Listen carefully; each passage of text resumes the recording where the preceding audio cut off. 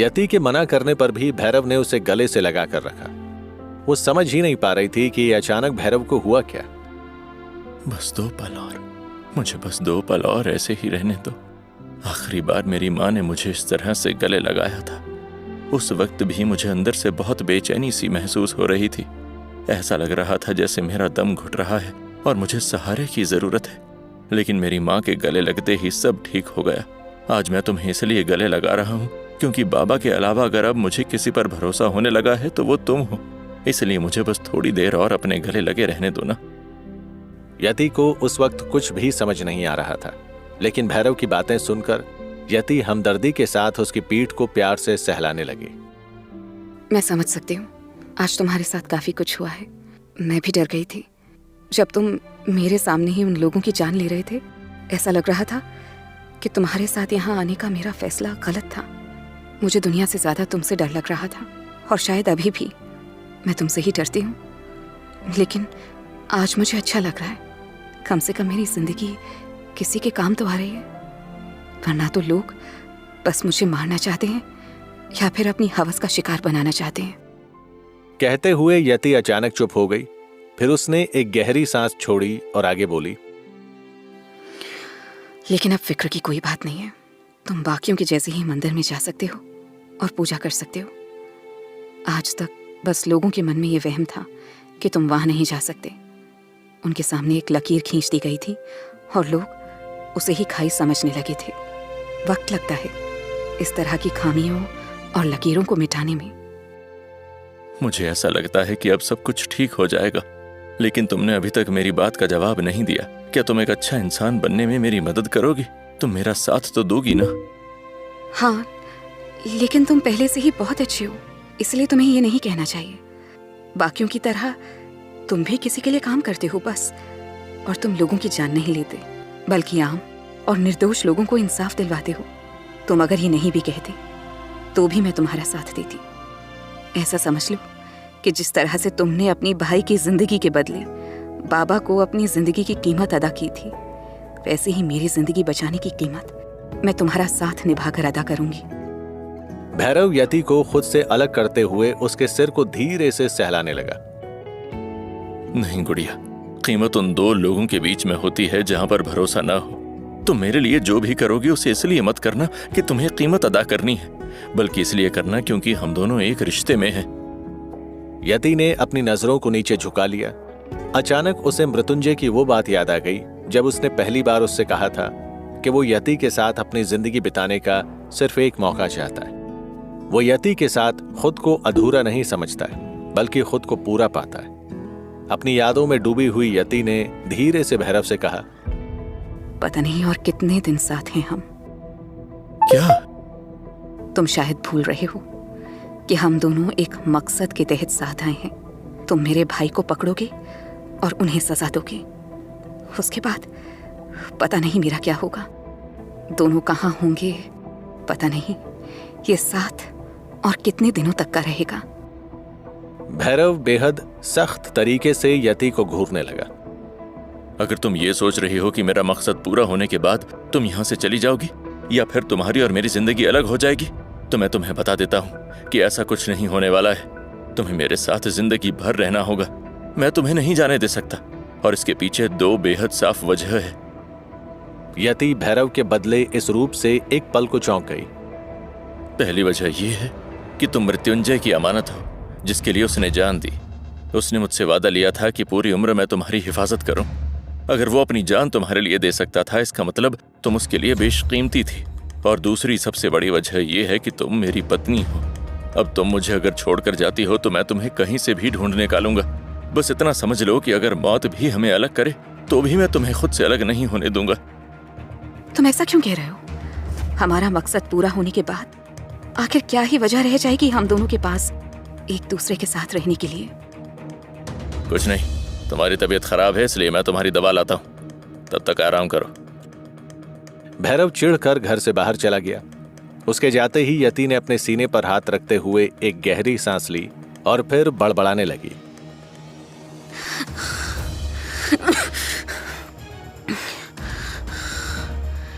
उफ, ये क्या था?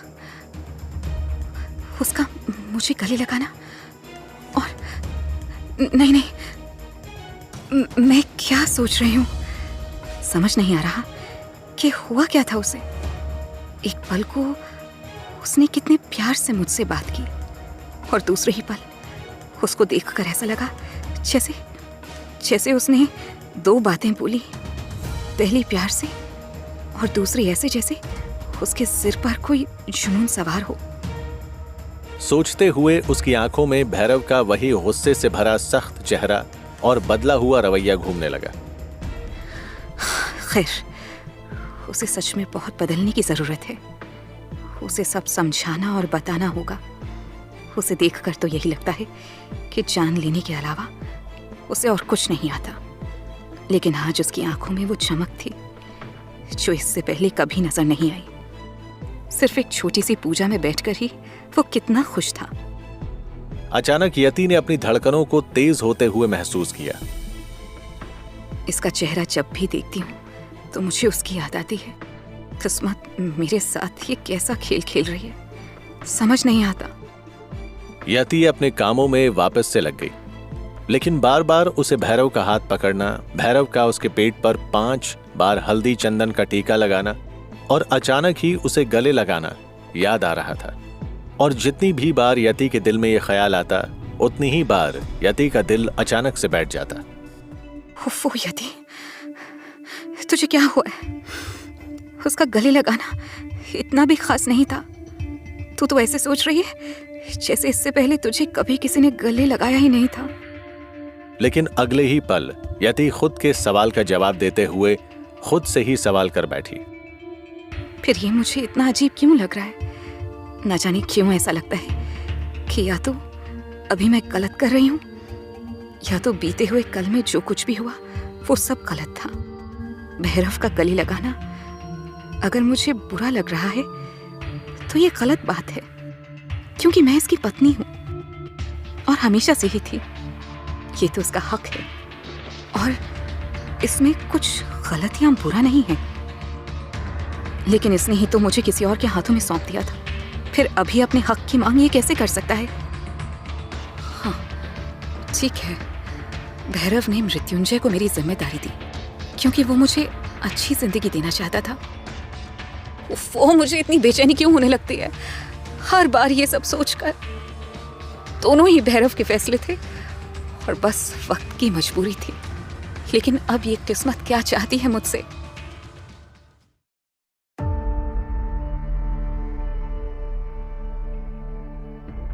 जहां एक तरफ यति मृत्युंजय और भैरव के साथ जुड़े अपने रिश्ते और दिल के कारण परेशान थी, वहीं दूसरी तरफ भैरव यति की दवाइयां लेने दवाखाने पहुंचा। वैद्य जी, उस दिन जो मेरे साथ जो आई थी उसकी तबीयत खराब थी और आप मुझे बताने वाले थे कि उसे क्या हुआ है, तो बताइए, सब कुछ ठीक है ना? नहीं, सब कुछ ठीक नहीं है। आपने गांव में आज उनके माँ बनने की खुशी में दावत की, लेकिन सच्चाई ये नहीं है।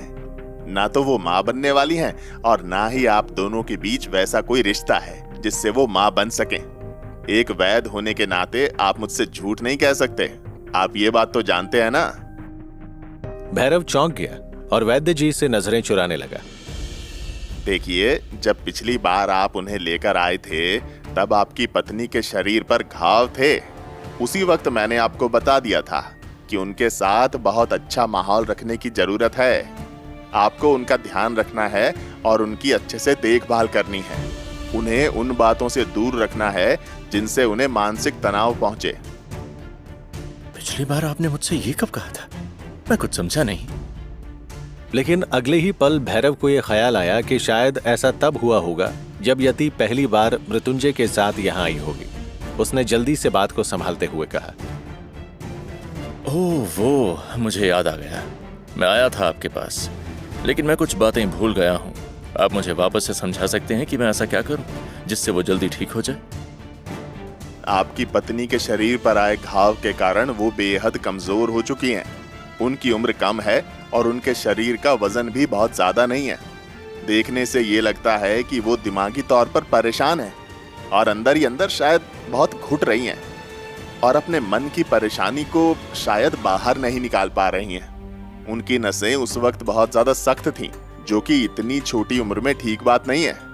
उन्हें जल्दी से ठीक करने के लिए आप उनके साथ अच्छा वक्त बिताइए, उन्हें बाहर लेकर जाइए, उन्हें अच्छी सुंदर जगह पर घुमाइए।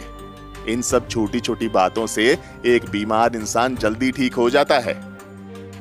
आपने कहा कि उसके दिल पर कोई बात जोर कर रही है, तो वो बात क्या हो सकती है? मैं ये बात कैसे पता लगा सकता हूँ, आप मुझे बता सकते हैं? मुझे पता था कि तुम ये सवाल जरूर करोगे। जानता हूं कि तुम और तुम्हारी पत्नी एक दूसरे से थोड़ा दूर रहते हो। तुम्हारी पत्नी तुमसे पूरी तरह से अनजान है, तो वो तुमसे खुलकर बात कैसे करेगी? इसलिए तुम उसके साथ ज्यादा से ज्यादा समय बिताओ। पहली बार जब तुम उसे मेरे पास दवा लेने के लिए लाए थे, तो उसके शरीर पर अनगिनत घाव थे।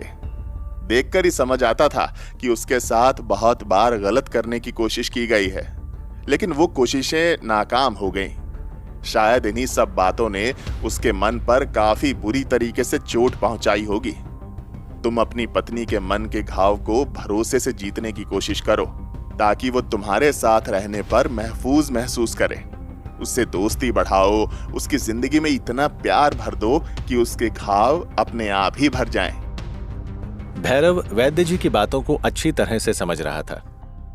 तो अगर मैं ऐसा करूंगा तो वो हंसेगी, मुस्कुराएगी और उसे फिर दवा खाने की जरूरत तो नहीं पड़ेगी ना? और मेरे ये सब करने पे वो हर बार बेहोश तो नहीं होगी ना? बिल्कुल भी नहीं। तुम पहले अपनी पत्नी के घावों को भरो। जो भी मैंने कहा है वो मानो। फिर ईश्वर ने चाहा तो तुम्हारी आज की अफवाह शायद कल को सच हो जाए और तुम्हारी पत्नी सच में मां बन जाए।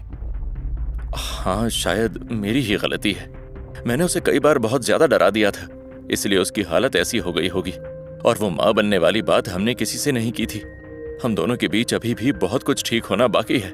गांव की किसी औरत ने पूरे गांव में ये बात फैला दी, लेकिन मैं आपसे यही चाहता हूं कि आप ये बात अपने तक ही रखें। तुम बेफिक्र रहो।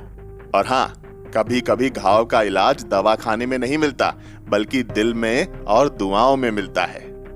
और एक बात और, उसे खून खराबे से दूर रहने की जरूरत है। फिलहाल ये जो दवा पीसकर मैं पाउडर दे रहा हूँ, उसे पानी में मिलाकर अपनी पत्नी को पिला देना। इसे पीने के बाद उसे गहरी नींद आएगी, जिसकी उसे बहुत ज्यादा जरूरत है। अच्छी नींद लेने पर दिमाग की नसों को आराम मिलता है। आपका बहुत बहुत शुक्रिया।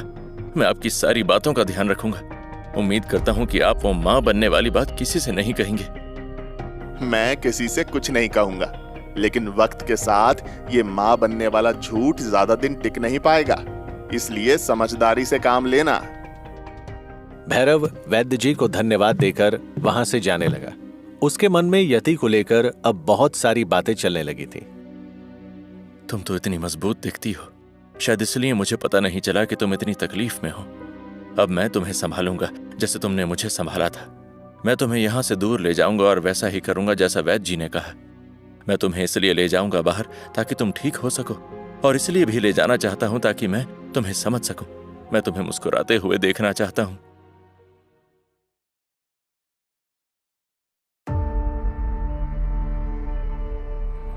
भैरव दवाखाने से वापस लौटकर जैसे ही यति के पास पहुंचा, उसने पाया कि घर के सामने महल का एक नौकर भैरव का इंतजार कर रहा है और यति घर की चौखट पर बैठी हुई है। भैरव को देखते ही यति उठ खड़ी हुई और भैरव के पास जाकर उसे सब बताने लगी।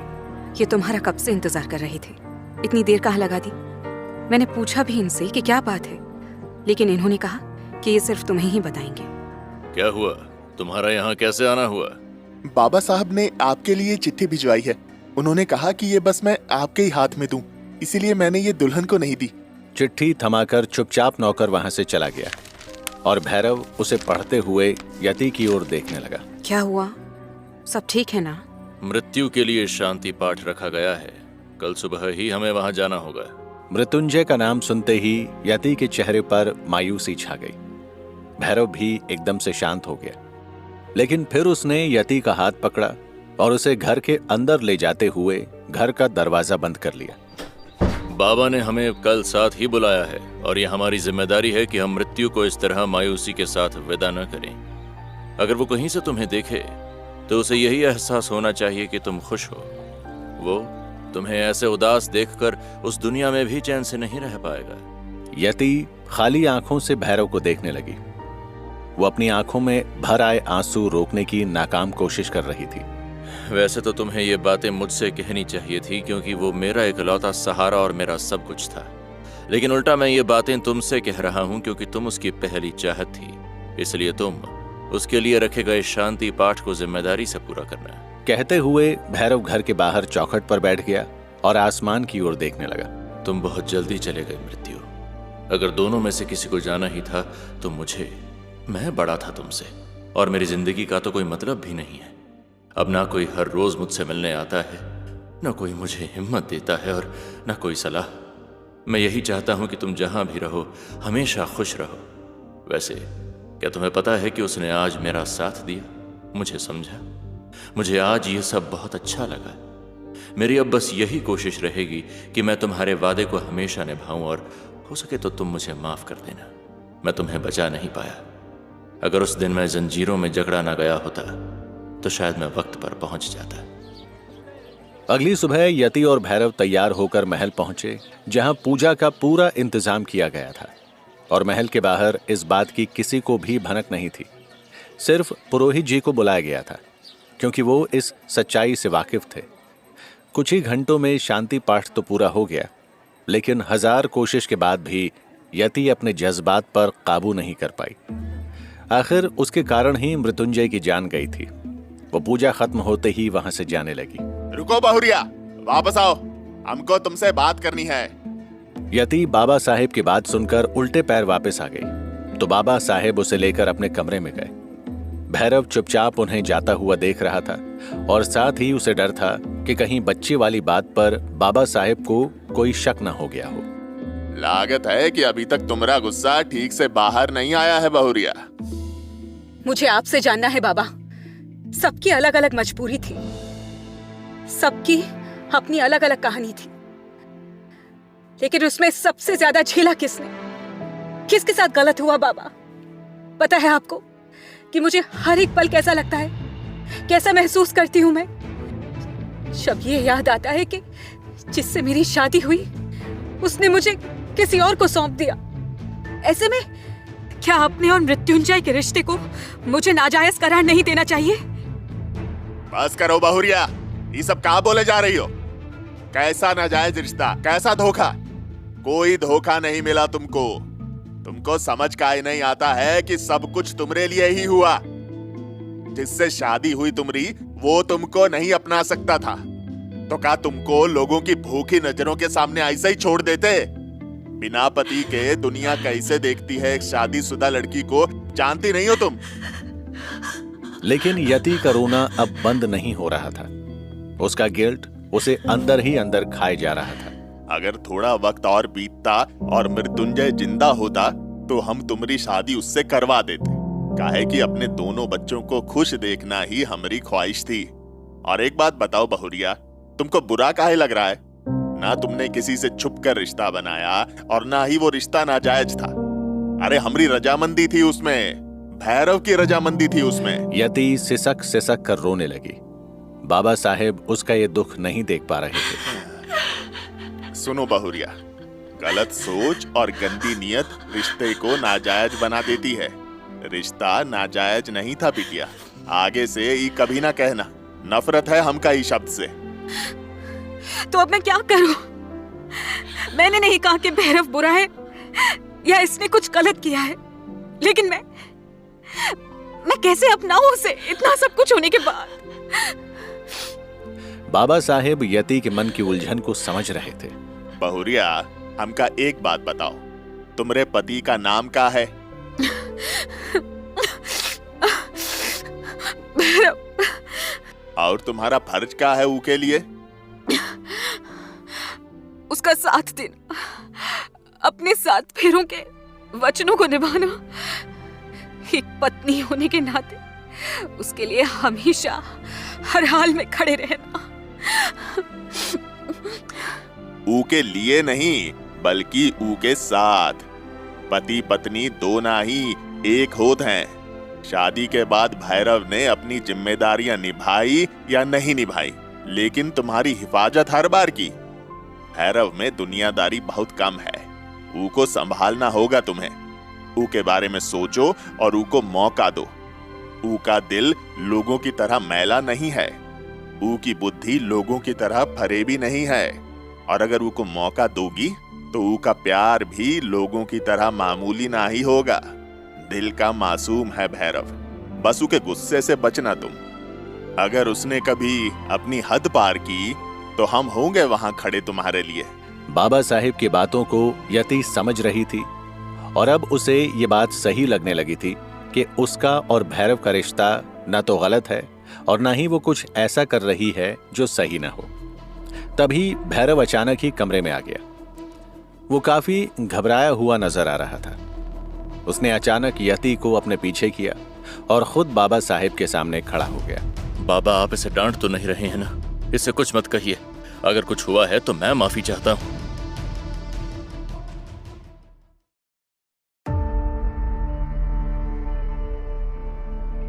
अचानक भैरव का कमरे में आने और उसे बाबा साहेब के सामने से हटाते हुए प्रोटेक्ट करना, ये सब देखकर बाबा साहेब कुछ पलों के लिए स्तब्ध रह गए। लेकिन अगले ही पल वो यति की ओर देख धीरे से मुस्कुरा दिए। अचानक यति ने भैरव के हाथ को अपने हाथ में थाम लिया। तुमका कौन सा कन खजूरा काट लिया जो बौरा गए हो? काहे हमरे मुंह पर खड़े हो गए आकर? नहीं बाबा, ऐसा कुछ नहीं है। बस आप इससे कुछ मत कहिए। चलो अपने घर चलते हैं। यति भैरव का हाथ पकड़कर उसे कमरे के बाहर ले जाने लगी, लेकिन भैरव ने उसे जाने को कहा और खुद वहीं रुक गया। उसके जाने के बाद भैरव ने बाबा साहेब को वैद्य जी से हुई सारी बात बता दी। तो बहुरिया के साथ ये समस्या चल रही है। हमको भी लग ही रहा था कि वो अपना मन हल्का नहीं कर पा रही थी। एक काम कर भैरव, बहुरिया को लेकर जा बाहर, उसका ध्यान रख, लेकिन याद रख गुस्सा नहीं करना है तुझे उस पर। तेरा गुस्सा हमारी बहुरिया और उनके बच्चे के लिए सही नहीं है। तुमको पता है ना पहाड़ी के पीछे वाले नदी के उस पार वाले घर के बारे में? भैरव ने सिर हिलाते हुए मना कर दिया तो बाबा साहेब ने समर्थ को बुलाया। ए समर्थ, इसको पहाड़ी वाले घर के बारे में बता दे और देख ले कैसे क्या करना है। मैं अपनी बाइक निकाल लेता हूँ क्योंकि वो रास्ता जीप लेकर जाने वाला नहीं है। वहाँ शाम में धुंध गिरती है तो कुछ गर्म कपड़े भी होने चाहिए। इतना कहते हुए समर्थ ने अपना रुख भैरव की तरफ किया। भैरव तुम चलो, शाम तक मैं सारा इंतजाम करवा दूंगा, फिर बस बहू को लेकर निकल जाना होगा तुम्हें। पर बाबा से किए वादे को याद रखना। अब बस भैरव के सामने एक ही समस्या थी कि वो कैसे यति को ये सब बातें बताए। वो यही सोचते हुए गुमसुम सा होकर घर पहुंचा। क्या हुआ? बाबा ने कुछ ज्यादा ही कह दिया क्या तुम्हें? परेशान से लग रहे हो। भैरव ने थोड़ी देर तक यति को देखा, फिर उसके पास गया और उसे बिस्तर पर बिठाते हुए खुद उसके सामने जमीन पर बैठ गया। तुम मेरी बात ध्यान से सुनो, बात बहुत जरूरी है। हाँ मैं सुन रही हूँ, तुम बोलो तो सही। भैरव गहराई से कुछ सोचते हुए यति को देखने लगा। देखो, मेरी तबीयत बहुत ज्यादा खराब है। घाव मेरे शरीर पर नहीं है बल्कि मेरे मन पर है, और ये घाव इस हवा से बाहर जाने से और अच्छे माहौल से ही ठीक हो पाएंगे। तो तुम मुझे कहीं बाहर घुमाने ले चलो जहां मैं खुश रहूं और हंसूं मुस्कुराऊं। तुम समझ गई ना? अब तुम्हें कल ही मुझे ऐसी जगह ले जाना होगा। यति हैरानी और परेशानी से उसे देखने लगी। उसका चेहरा बता रहा था कि उसे भैरव की बात कुछ खास समझ में नहीं आई थी। क्या ऐसे कौन से घाव है तुम पर? अब क्या बोलूं मैंने तो इतना अच्छा झूठ बोला, फिर इसे समझ में क्यों नहीं आया? हाँ, मैंने जो भी कहा वो सब सही है। अब बहस न करो तुम मुझसे सवाल क्यों कर रही हो? मैं बीमार हूँ, मुझे दिमाग में इधर अंदर तनाव है जिसका इलाज जरूरी है। तुम सामान बांध लो अपना, हम सुबह सुबह निकल रहे हैं। मैं खाना बना लेता हूँ, तुम सामान बांध लो अपना। भैरव घर से बाहर निकल गया, लेकिन यति उसे अभी भी अजीब नजरों से देख रही थी। मैं तो फंस ही जाता उसके सवालों में, लेकिन मैंने अच्छे से सब संभाल लिया। भैरव खाना बनाने की तैयारी करने लगा। यति भैरव की बात को ध्यान से समझ रही थी और कहीं ना कहीं वो भैरव के झूठ को भी पकड़ चुकी थी। वो समझ सकती थी कि भैरव सीधा वो बात कहने में उससे हिचक रहा था या फिर घबरा रहा था। मगर भैरव का ये झूठ कहीं ना कहीं यति को अच्छा महसूस करवा रहा था। वो अपने माथे पर हाथ मारते हुए धीरे से मुस्कुरा दी। तुम्हें झूठ बोलना भी नहीं आता। कोई बात नहीं, तुम जहां लेकर चलोगे मैं चलूंगी। मैं भी कुछ दिनों के लिए यहां से दूर जाना चाहती हूँ। मुझे खुशी है कि तुमने इस बारे में सोचा, लेकिन ये सिर्फ मेरे लिए नहीं है। तुम्हें भी इस माहौल से निकलने की जरूरत है। यति ने अपने और भैरव के कुछ कपड़ों को पैक कर लिया और फिर अगली सुबह दोनों ही जाने के लिए तैयार हो गए। यति ने जब घर के बाहर निकलकर देखा तो पाया कि महल का एक नौकर जीप को महल लेकर जा रहा था और वहां पर समर्थ की बाइक खड़ी हुई थी। तो हम जीप से नहीं जा रहे? मुझे रास्ता तो नहीं पता, लेकिन जहां हम जा रहे हैं उसके बारे में बस मुझे यही पता है कि वो रास्ता थोड़ा सा अटपटा और पतला है। वहां जीप नहीं जा सकती। बाकी रास्ता ढूंढ लेंगे हम, इसलिए परेशान मत होना। भैरव ने यति के हाथों से सामान लेकर बाइक पर आगे की तरफ रख लिया। चलो अब बैठो, हमें निकलना है, तभी टाइम से पहुंचेंगे। यति बाइक पर भैरव के करीब बैठते हुए थोड़ा सा हिचकिचा रही थी, लेकिन फिर वो चुपचाप से उसके पीछे सीट पर बैठ गई। तुम चाहो तो मुझे पकड़ सकती हो, क्योंकि रास्ता थोड़ा सा मुश्किल होगा, तो तुम्हारे गिरने का खतरा हो सकता है। यति ने ना चाहते हुए भी धीरे से भैरव के कंधों पर अपने हाथों को रख दिया, लेकिन अचानक भैरव ने यति के हाथों को अपने कंधे से हटा दिया और फिर उसके दोनों हाथों को अपने हाथों में जकड़ा और अपनी कमर से लपेट लिया। कसकर पकड़ लो, मैंने भी काफी दिनों से बाइक नहीं चलाई है। क्या मतलब है इसका? तुम्हें बाइक चलाने में दिक्कत है तो चलो रहने देते हैं फिर। बिल्कुल भी नहीं, ज्यादा से ज्यादा ध्यान रखूंगा कि गड़बड़ ना हो कुछ। ठीक है, बस गिराना मत। काफी दूर चलने के बाद भैरव की नजर बाइक में लगे शीशे पर पड़ी, जिसमें उसे यति का चेहरा नजर आ रहा था। यति दूसरी ओर देखते हुए वहां के नजारों को निहार रही थी। उसके बाल हवा में उड़ रहे थे और उसके चेहरे पर काफी खामोशी थी। भैरव को इस बात की खुशी थी कि इतने दिनों बाद यति को खुली हवा में सांस लेने का मौका मिला। साथ ही वो खुद के लिए भी खुश था कि उसने महल की चार दीवारी और गांव के उस माहौल से खुद को कुछ दिनों के लिए आजाद कर लिया था। वो अचानक धीमी सी आवाज में खुद से बड़बड़ाने लगा। ये खुली हवा मुझे अच्छी लग रही है। ऐसा लग रहा है कि मैंने अपनी जिंदगी में काफी कुछ खो दिया है। यति ने भैरव की इस बात को सुन लिया था। हवाएं आजाद होती हैं, इसलिए ये हमेशा इतना सुकून देती हैं। लेकिन ना जाने क्यों हमसे इस हवा को छीनकर हमें चार दीवारी में बंद कर दिया गया। अब हम कुछ दिनों के लिए इसी सुकून में रहेंगे। भैरव के चेहरे पर भी सुकून था। काफी दूर चलने के बाद भैरव ने महसूस किया कि यति ने भैरव की पीठ पर ही अपने सिर को रखते हुए अपनी आंखों को बंद कर लिया था। भैरव ने एक दो बार यति को आवाज भी दी, लेकिन वो अब तक गहरी नींद में सो चुकी थी। कुछ ही देर में यति की नींद खुली तो उसने पाया कि बाइक रास्ते के किनारे पर खड़ी है और भैरव चुपचाप से बाइक पर बैठा हुआ है। अगले ही पल उसने अपना सिर भैरव की पीठ पर महसूस किया। अभी और कितना वक्त लगेगा? अभी हम कहाँ हैं? हमें जहां पहुंचना था हम वहीं पर हैं। 2 घंटे पहले ही हम पहुंच चुके थे। तुम गहरी नींद में थी, इसलिए तुम्हें जगाया नहीं। सोचा कि कहीं तुम्हारी नींद खराब ना हो जाए। क्या तुम पिछले 2 घंटे से सिर्फ इसीलिए बैठे हो कि कहीं मेरी नींद ना खुल जाए?